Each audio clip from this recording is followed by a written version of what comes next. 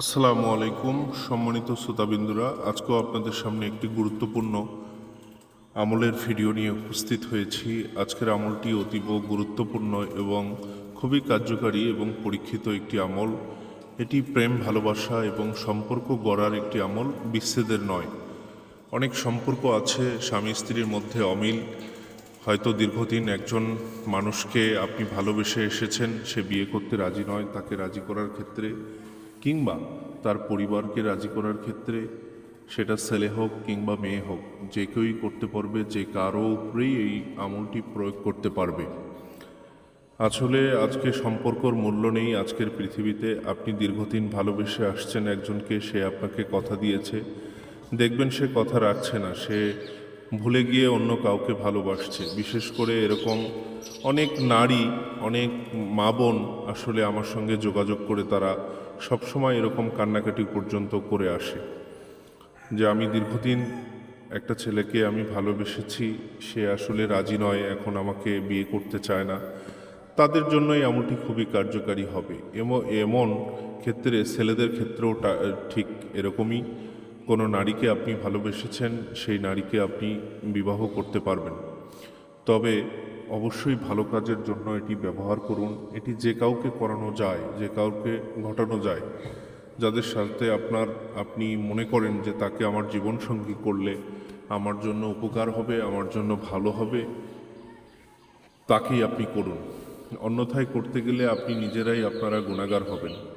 তাই সঠিকভাবে এই আমলটি প্রয়োগ করুন। আপনারা চেষ্টা করবেন আপনারা নেক ইচ্ছা নিয়ে এই আমলটি করার। আমি দেখেন অনেক আমলই দিতে পারি, আসলে পরীক্ষা করেই আপনাদের সামনে তুলে ধরতে চাই, কারণ ভুল আমল আপনারা করে ক্ষতিগ্রস্ত হবেন কিংবা আপনার রুহানির ক্ষতি হবে, এবং আমি নিজেও গুনাহগার হব যদি ভুল কিছু আপনাদেরকে শেখাই। তাই সঠিকটাই সবসময় তুলে ধরার চেষ্টা করি, আজকেরও তার ব্যতিক্রম নয়। আজকে যে নকশাটি আপনাদের সামনে এই যে এখন শো করছি, নকশাটা দেখতে পাচ্ছেন, এই নকশাটি দিয়েই আপনি কার্যক্রম চালাতে পারবেন। এই নকশাটি আঁকবেন, নকশাটি আঁকার পরে এই নকশায় অন্য কোনো শব্দ উচ্চারণ করা যাবে না, অন্য কোনো নাম বা কিচ্ছু লেখা যাবে না। শুধুমাত্র আপনি যাকে করতে চান নামের প্রথম অক্ষরটা আরবিতে লিখতে হবে, এবং আপনি নিজে এক পাশে লিখবেন, বাম পাশ ডান পাশ কোনো পার্থক্য নেই।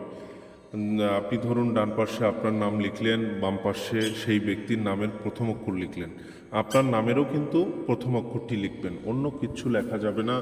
এবং যা কিছু হবে সবই সেটি আপনার নিয়তের উপর, নিয়াতটা করবেন যে আমি ওই ব্যক্তির উপর করছি। এই নকশাটি যখন লিখবেন, নিয়াতটা আপনাকে শক্ত করতে হবে, নিয়াতের উপর এই আমলটি কার্যকর হবে।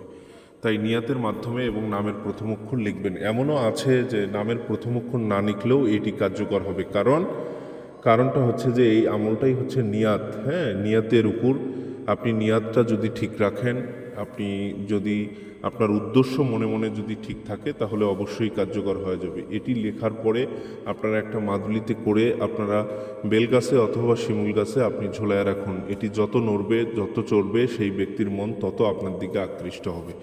এটা একবার কার্যকর হয়ে গেলে পরে এই তাবিজ নষ্ট হয়ে গেলেও থেকে যাবে সারা জীবনের জন্য।